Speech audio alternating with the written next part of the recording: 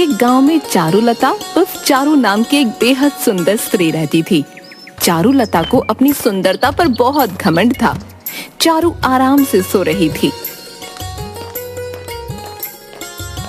कि तभी उसकी माँ विमला उसे उठाती हुई बोली, अरे उठ जा कलमुही, सूरज सर पर चढ़ाया है और तू है कि अभी तक सो रही है। सोने दो ना माँ, थोड़ी देर बाद उठ जाऊंगी। अरे सूरज निकलने के बाद तो रानियां भी उठकर बैठ जाती हैं और एक तू है जो उठने का ही नाम नहीं ले रही। चल जल्दी से उठकर तैयार हो जा, आज तुझे देखने लड़के वाले आ रहे हैं। कितनी बार कहा है माँ, मैं विवाह किसी राजकुमार से ही करूंगी। हाँ हाँ, तुझ में लाल जो जड़े हैं, अब उठ, आने वाले हैं वो लोग, उनसे मना कर दो माँ। धीरे बोल कलमुई, अगर किसी ने सुन लिया तो 7 गांव तक कोई रिश्ता लेकर नहीं आएगा तेरा। अपनी माँ के कहने पर चारू तैयार होकर अपने कमरे से बाहर निकल आई। उसने देखा एक बूढ़ी काली सी दिखने वाली औरत और एक बेहद गंदा दिखने वाला व्यक्ति बैठा हुआ था। चारू अपनी माँ से बोली, ये कौन है? ये मोहनलाल है और ये इनकी पत्नी आशा है। इन्होंने तुझे अपने बेटे के लिए पसंद कर लिया है। पसंद करने से पहले मुझसे एक बार तो पूछ लेते, इनकी शक्लें तो काली हैं। जब माता पिता इतने काले हैं तो इनका बेटा तो फटे हुए आलू की तरह दिखता होगा। अरे धीरे बोल कलमुई, दामाद जी के पास पूरे 2 बीघा जमीन है, तेरी सारी जिंदगी आराम से कटेगी। बाहर में गए सारा, मुझे नहीं चाहिए आराम। चारू की बात सुनकर वो दोनों गुस्से में खड़े हो गए। अरे मैंने इतनी बदतमीज लड़की नहीं देखी। हमें यहाँ पर क्या बेइज्जत करने के लिए बुलाया है समधन जी? अरे काहे की समधन जी, ऐसे कैसे बन गई समधन जी ये तुम्हारी? अरे कैसे मिर्च निकल रही है इस लड़की की जीभ से, मेरे लड़के को फटा हुआ आलू बोल रही है ये। हमें यहाँ बेइज्जती करने के लिए बुलाया था क्या? चलिए यहाँ से। इतना कहकर मोहनलाल और आशा वहाँ से चले गए और विमला सर पकड़कर बैठ गई। तभी वहाँ पर चारू की दोस्त मोहिनी मटकी लेकर आ गई। चारू मोहिनी के साथ पानी भरने जंगल चली गई। मोहिनी जंगल में एक कुएं से पानी भरने लगी। तभी उन दोनों के कानों में किसी बुजुर्ग के कराहने की आवाज टकराई। लगता है कोई बुजुर्ग बेचारा जमीन पर गिर गया है। अरे तो गिरने दे, मुझे क्या, अब क्या ये राजकुमारी गिरे हुए बुढ़ों को उठाने के काम करेगी? ऐसे नहीं बोलते चारू, हो सकता है कोई बुजुर्ग गीली जमीन पर गिर गया हो। मेरे हाथ में रस्सी है, नहीं तो मैं खुद जाकर देख लेती। ठीक है, अगर तुम कहती हो तो देखना ही पड़ेगा। चारू ने देखा कि एक साधु एक पेड़ के नीचे बैठा हुआ उठने की कोशिश कर रहा था। चारू उसकी ओर पहुंचकर बोली, ये क्या बाबा, मुझे तो लगा था आप गिर गए होंगे, लेकिन आप तो पेड़ के नीचे आराम से बैठे हुए हैं। जुबान मत चला लड़की, मुझे हाथ पकड़ कर उठा। ना बाबा ना, आपके हाथ पकड़ने से तो मेरे हाथ गंदे हो जाएंगे और राजकुमारी अपना हाथ ऐसे वैसे को नहीं देती। राजकुमारी? अरे नादान लड़की, मेरी कमर में मोच आ गई है। अगर तुम मुझे उठाने में मदद करेगी तो तू वाकई राजकुमारी बन जाएगी। चारू ने साधु को पकड़कर उठा लिया। ये लो बाबा, मैंने तुम्हें पकड़कर उठा दिया, लेकिन मुझे तो अपने अंदर कोई भी परिवर्तन महसूस नहीं हुआ। लगता है तेरी इच्छा किसी राजा से शादी करने की है। आपको कैसे पता?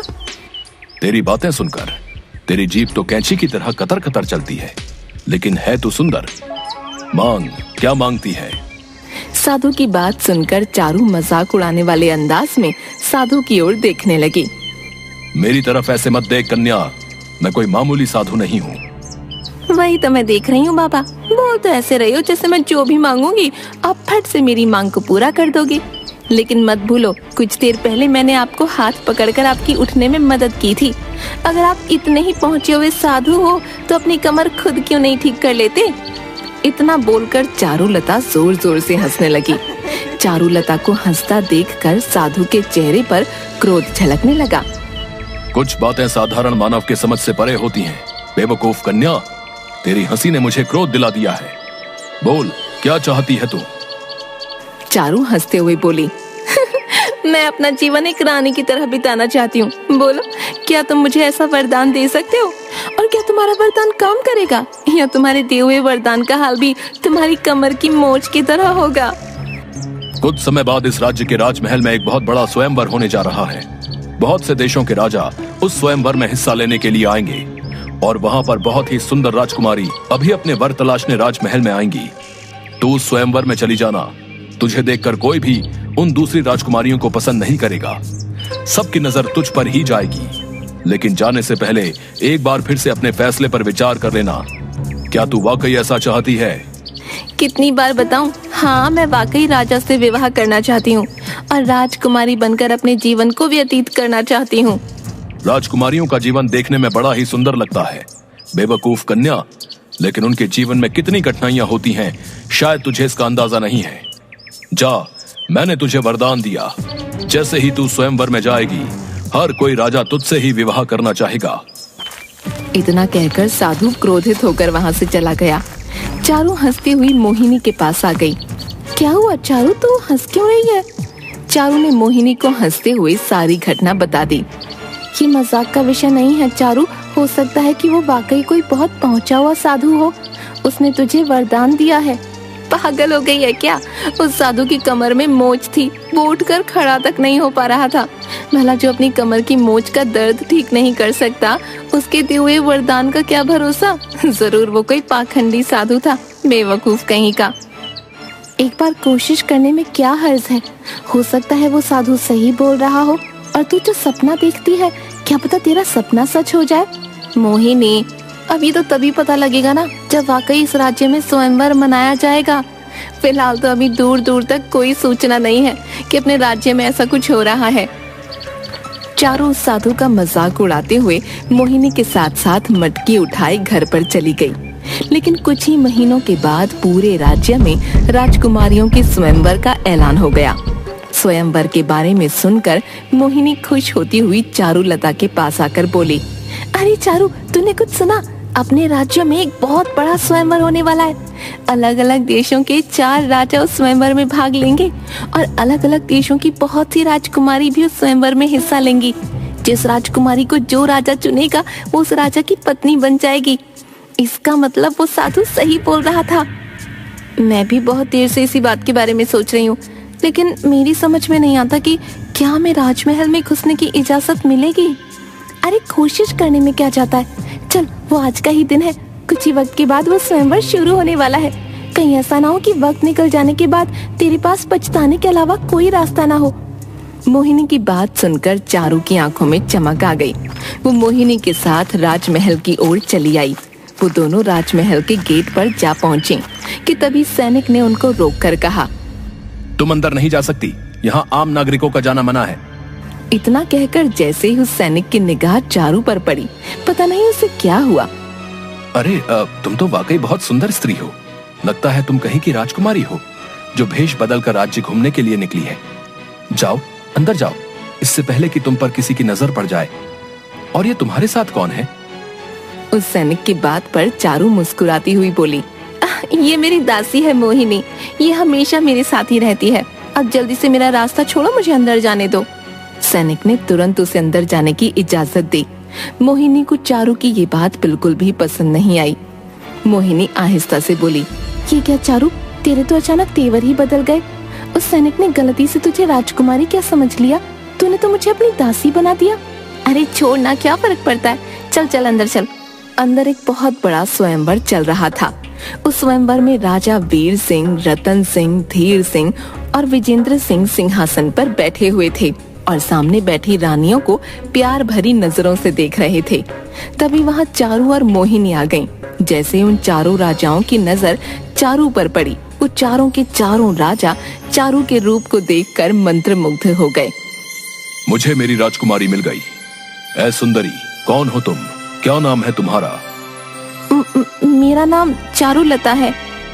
खैर तुम कोई भी हो, मुझे उससे कोई फर्क नहीं पड़ता। तुम ही मेरी रानी बनोगी। तभी वहाँ पर बैठा हुआ दूसरा राजा रतन सिंह बोला, अपनी बात वापस ले लो वीर सिंह। मैं इस लड़की से विवाह करूंगा। मुझे इस लड़की की सुंदरता ने दीवाना बना दिया है। बेवकूफ राजाओं, तुम्हारे सामने इतनी रानियां बैठी हुई हैं, फिर भी तुम्हें ये आम सी लड़की मिली। मैं हमेशा से ही आम लड़की से विवाह करना चाहता था। इससे मैं शादी करूंगा। अपने फैसलों पर तुम एक बार गौर कर लो। इस लड़की से सिर्फ मैं ही शादी करूंगा। राजमहल में हाहाकार मच गया। चारों राजा एक दूसरे को मारने को उतारू हो गए। राजमहल के राजगुरु ये सब माजरा बहुत देर से देख रहे थे। वो क्रोधित होकर उन राजाओं से बोले, बंद करो अपनी बकवास बेवकूफ राजाओं। ऐसे तो तुम चारों अपनी जान ले लोगे। मेरे पास एक उपाय है। कौन सा उपाय? तुम चारों का विवाह इस लड़की से करा दिया जाए। ये कैसी बातें कर रहे हैं आप? भला हम चारों राजाओं की एक पत्नी कैसे हो सकती है? असंभव। हो सकती है, क्यों नहीं हो सकती? लड़ने से बेहतर है कि तुम चारों इस लड़की से विवाह कर लो। अगर हम चारों इससे विवाह कर लेंगे तो फिर तो मुश्किल हो जाएगी। हम चारों अलग अलग राज्य के हैं। ये रहेगी किसके साथ? इसे हर राजा के साथ ही एक महीने रहना होगा। फैसला हो चुका। राजगुरु की ये बात चारों राजाओं को पसंद आ गई, मगर ये देखकर चारों के होश उड़ गए। उसने मोहिनी की ओर देखकर कहा, अरे मैं तो सिर्फ एक राजा की रानी बनना चाहती थी मोहिनी, लेकिन मुझे 4 राजाओं से विवाह करना पड़ेगा। मेरी तो हालत खराब हो जाएगी। तुझे बड़ा शौक था ना रानी बनने का। लगता है उस साधु ने तुझे जरूरत से ज्यादा वरदान दे दिया। चारू, तू एक राजा की पत्नी नहीं बल्कि 4 राजाओं की पत्नी बनेगी। मुझे किसी की रानी नहीं बनना। इतना कहकर चारू वहाँ से भागने ही वाली थी कि तभी राजगुरु ने चारू को पकड़ने का आदेश दे दिया। चारू के पास अब उन चारों से विवाह करने के अलावा और कोई चारा नहीं था।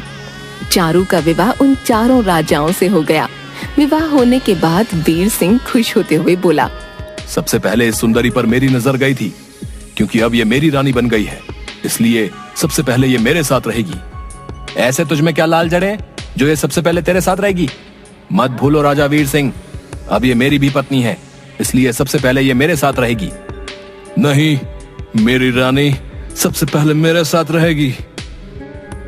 उन तीनों की बात सुनकर राजा विजेंद्र सिंह गुस्से से लाल पीला हो गया।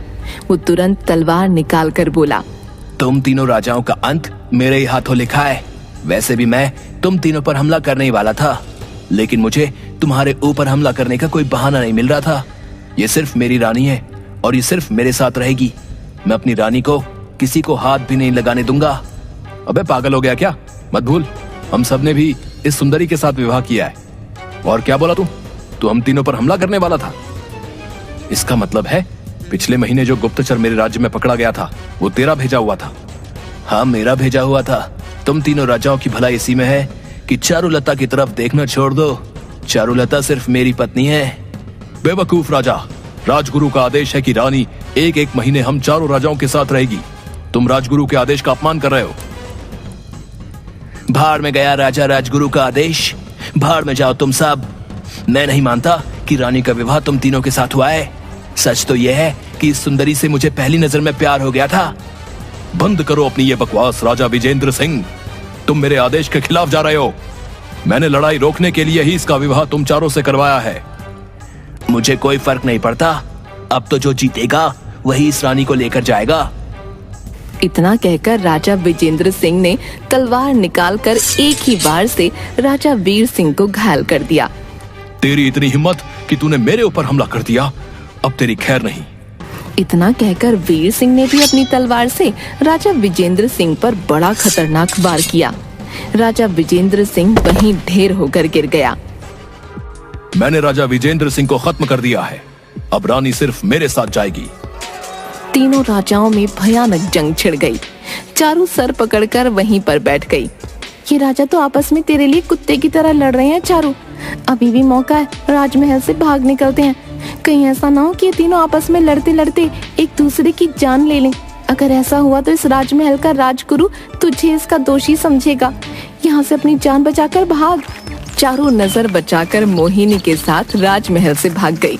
वो सीधे घबराती हुई जंगल की ओर भागी कि तभी चारू की नजर पेड़ के नीचे बैठे हुए उसी साधु पर पड़ी।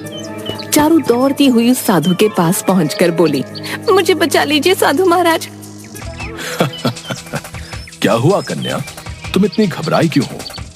क्या तुम आज उस स्वयंवर में नहीं गई? चारू ने सारी घटना साधु को बता दी। तुम तो एक रानी की तरह अपना जीवन व्यतीत करना चाहती थी। एक नहीं बल्कि 4 राजाओं ने तुम्हें पसंद कर लिया और तुमसे विवाह कर लिया। ये और बात है कि वो आपस में लड़ पड़े और एक को अपनी जान गंवानी पड़ी। राजमहल में अक्सर ऐसा ही होता है। राजा बनते हैं और लड़कर खत्म हो जाते हैं। लेकिन तुम्हें इससे क्या? तुम आराम से अपना जीवन एक एक राजा के पास रहकर गुजार सकती हो। मुझे क्षमा कर दीजिए बाबा, मेरे सर से रानी बनने का भूत उतर चुका है। मैं 4 राजाओं की रानी नहीं बन सकती।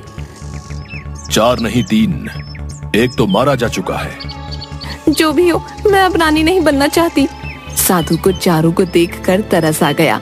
उसने देखा चारू की आंखों से पश्चाताप के आंसू बह रहे थे। साधु ने मुस्कुराकर जवाब दिया, जाओ अपने घर पर जाओ। उस राजमहल में कौन सी सुंदर कन्या आई थी, ये हमेशा एक रहस्य ही रहेगा। राजमहल के लोग कभी नहीं जान पाएंगे। इतना कहकर वो साधु वहां से चला गया और चारू चुपचाप अपने घर आ गई।